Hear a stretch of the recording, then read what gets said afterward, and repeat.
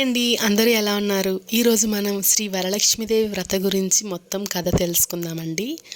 అలానే నా వీడియోని ఫస్ట్ టైం చూస్తున్న వాళ్ళైతే కొంచెం లైక్ చేసి సబ్స్క్రైబ్ చేయండి. నన్ను సపోర్ట్ చేసిన వాళ్ళు అవుతారు. ఓకేనండి, మనం ఇప్పుడు వీడియోలోకి వెళ్ళిపోదాం.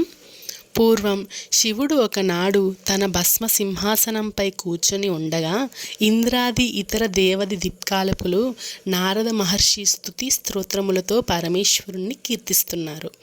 ఆ మహత్తర ఆనంద సమయంలో పార్వతీదేవి పరమేశ్వరుణ్ణి ఉద్దేశించి, నాదా, స్త్రీలు సర్వ సౌఖ్యములు పొంది పుత్ర పౌత్రాభివృద్ధిగా తరించుటకు తగిన వ్రతమునొక దానిని అనుమతియ్యవలెను అని అడిగింది.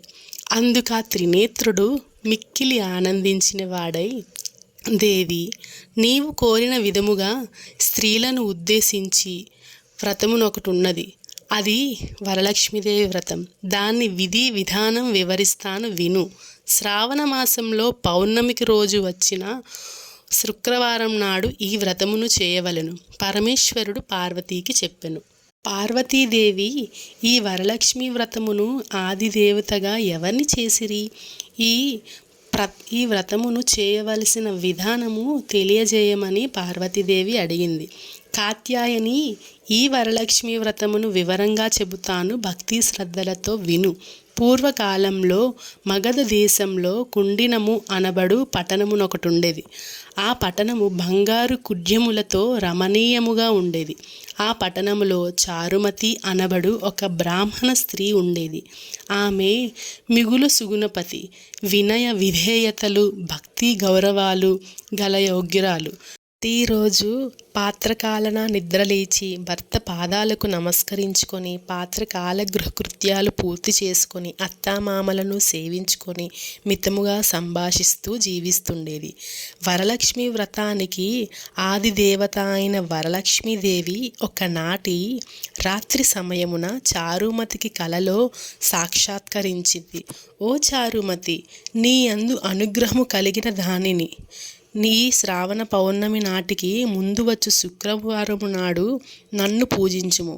నీవు కోరిన వరాలను కానుకలను ఇచ్చేదనని చెప్పి అంతరార్థనమయ్యేది. చారుమతి అత్యంత ఆనందమును పొంది, హే జనని, నీ కృపా కటాక్షములు కలిగిన వారు ధన్యులు. వారు సంపన్నులుగా విద్వాంసులుగా అయ్యెదరు. ఓ పావని, నా పూర్వ జన్మ కృత్యముల వలన నీ పాదదర్శనం నాకు కలిగింది అని పరిపరి విధాలుగా వరలక్ష్మీదేవిని స్తుతించింది. చారుమతి మేల్కొని అదంతా కలగా గుర్తించి తన కలను భర్తకు అత్తామామలకు తెలియజేసింది. వారు మిక్కిలి ఆనందించిన వారై చారుమతిని వరలక్ష్మీ వ్రతమును చేసుకోవలసిందేనని చెప్పారు. ఊరిలో వనితలు చారుమతి కల గురించి విన్నవారై పౌర్ణమి ముందు రాబోయే శ్రావణ శుక్రవారం కోసం ఎదురుచూస్తున్నారు. శ్రావణ శుక్రవారం రోజున చారుమతి గ్రామంలో స్త్రీలు ఉదయాన్నే లేచి తలస్నానం చేసి పట్టు వస్త్రాలు ధరించి అందరూ చారుమతి గృహానికి చేరుకున్నారు.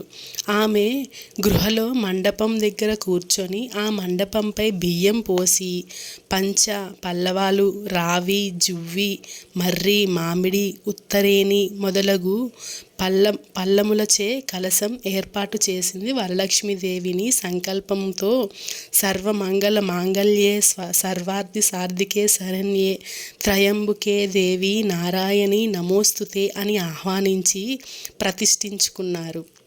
వారిని షోడశోపచారాలతో పూజించారు. భక్ష్య భోజనాలు నివేదించారు. 9 పోగుల తోరణమును చేతికి కట్టుకున్నారు. ప్రదక్షిణలు చేశారు.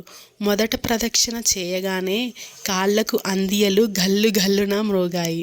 రెండవ ప్రదక్షిణ చేయగానే హస్తములకు నవరత్న ఖచ్చిత కంకణాలు దగదగామయ్యాయి. మూడవ ప్రదక్షిణ చేయగానే అందరూ సర్వభరణ భూషితలయ్యారు.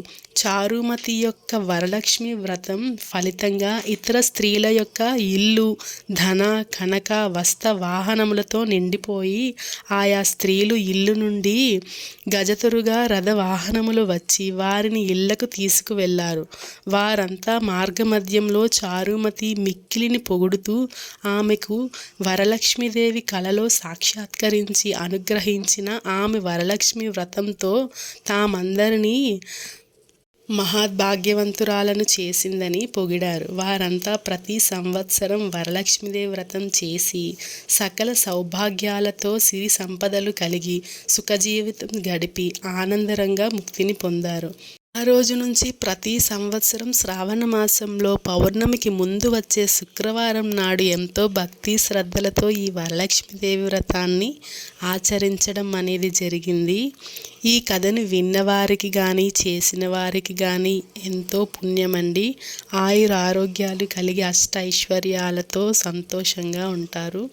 సో ఓకేనండి, థ్యాంక్ యూ. నా వీడియో కనుక మీకు నచ్చినట్టుంటే లైక్ చేసి సబ్స్క్రైబ్ చేసేయండి. Thank you. Bye bye.